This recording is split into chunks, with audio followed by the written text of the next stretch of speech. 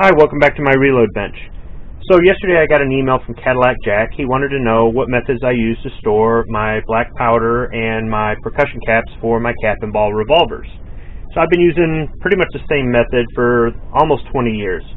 And it's really more about the containers than it is about storing it in certain conditions inside of a home.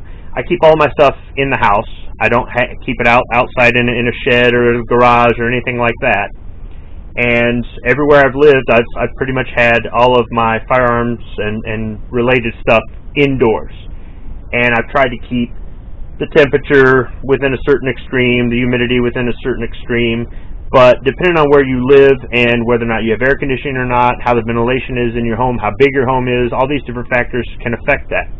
So really, in my opinion, the best thing you can do is keep everything in a box. In particular, a box that's really designed to protect it from the elements. In this case, I've got all my black powder stuff all in one box, marked black powder, so I know which one it is. Actually, it's the only white plastic ammo can I have. This one I ordered off of Amazon, and it's from Wise Outdoors. It's a sport utility box. Comes in different heights and different colors. Got a simple latch, and that's all there is to it. Once you get the lid open, you can see, if I can get enough light on there, there is a foam seal here. So a lot of the plastic ammo cans that you can buy out there, or the plastic storage boxes you can get, will have a rubber seal. This one happens to have a foam seal, and surplus ammo cans, they should have a rubber seal or a foam seal on the lid. Now, if they're older, it could be worn away, it could be cracked, dry rotted. You want to inspect that. You want a good seal right here for when you shut the lid. Now, with these plastic cans, you can pry on the sides. They're not entirely 100% watertight or anything like that, but for the most part, it's going to keep the humidity out. And that's really your biggest factor. This stuff has to work in warm weather and cold weather. It's humidity that really affects it. That's not to say that cold weather or warm weather might not affect it, but you're going to be carrying this thing out to the range, or however you're going to be using it out in the elements. So that's a whole different thing. As far as storage goes, really, I would just recommend having a decent ammo can, a couple ammo cans, depending on how much stuff you've got. I can carry everything I need out to the range. If I take this tray out and go ahead and show you, here's some CCI percussion caps. Down inside here, somewhere, I've got some Remington caps. You can see they come in a metal container. It just comes right off there, and you can see the percussion caps in there.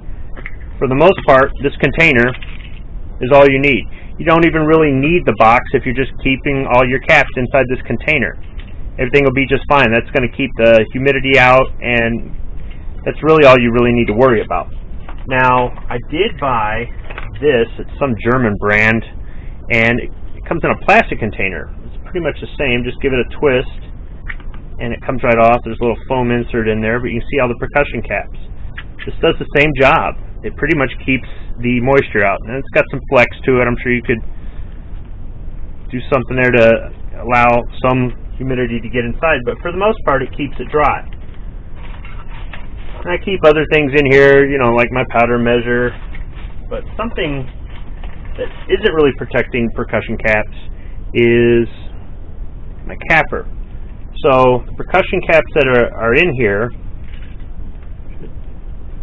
should be a couple in there. I hear them rattling around. There we go. Those aren't really protected inside of here. This isn't necessarily airtight, right? But the fact that it's inside this box with the seal, that's enough for me. That ought to do it. Now, you were asking about black powder and black powder substitute as well. So I've got some examples of that. So here is a 19-year-old can of FFF GoX. I've used this powder this year to fire one of my revolvers. It's still good. There's just a metal cap right here. As long as you leave that cap on tight, it's good for pretty much as long as you've got it. I do not recommend buying any powder, black or smokeless, if somebody's selling it and it's already been opened, unless you're looking just to get the can. If it's an older style can or jug or something like that, and you just want it as a nostalgia piece, that's great. You know, it looks kind of nice on a reload bench.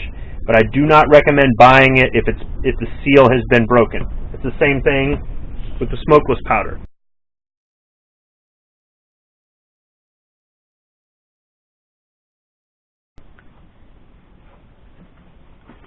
So here is some F Go X that I bought this year. This is in the current container. It's just a plastic jug. Once again, if you just make sure that you seal it tight, you'll be just fine. It's got a little seal in there, and that seems to do the job.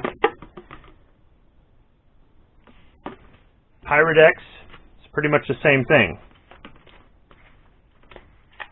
There's this little seal here. This one kind of got stuck on there because I've used this before. I just sort of jam it up in there. But as long as you keep it sealed tight, you should be just fine. It's the same thing with smokeless powder. Store it the same way. See? Oh, or lose the seal. Only on camera, right? So, just got the seal there. As long as you keep them shut, you should be just fine. Here's an older style one. Metal lid. Still got that seal though. So, smokeless powder is the same thing if you get into reloading. So, in addition to keeping everything in a box with a seal, I've got little Dessicant packs in here. Now these I actually got from work. They're a little discolored because they're kind of old. I should probably replace them, but I've got a whole bunch of these. These came out of toner for a copier. Everybody at work was too lazy to change the toner, so I'd have to change it. Get a lot of copiers. So I got a lot of these for free. And I just started stuffing them in. I've got my ammo cans with my centerfire cartridges. I've got tons of these things in there. I've also got Dessicant packs from when we've had machines delivered. Those are big Dessicant packs. You can get all different kinds. You can get them in, things that you order. They come in different kinds of packaging. Just save them. Just save them up, and when you need them, just throw them in an ammo can.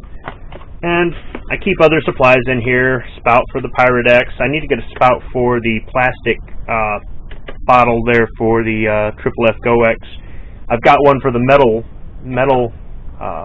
can there, but I've got to find one for the plastic one. Keep a brush in here. Boar butter. Got wonder wads, and I've got to keep lead balls for all three guns. So I've got 36 for the new model Navy, and then I've got 451 for the Lamat, yeah, and 457 I think it is.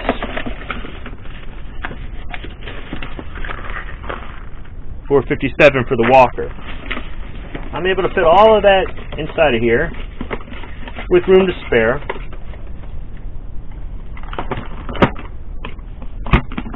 And it's ready to go to the range or ready to store down below the reload bench. And that's pretty much how I store my black powder substitute, my percussion caps, and all my supplies for my black powder revolvers. Thanks for the question.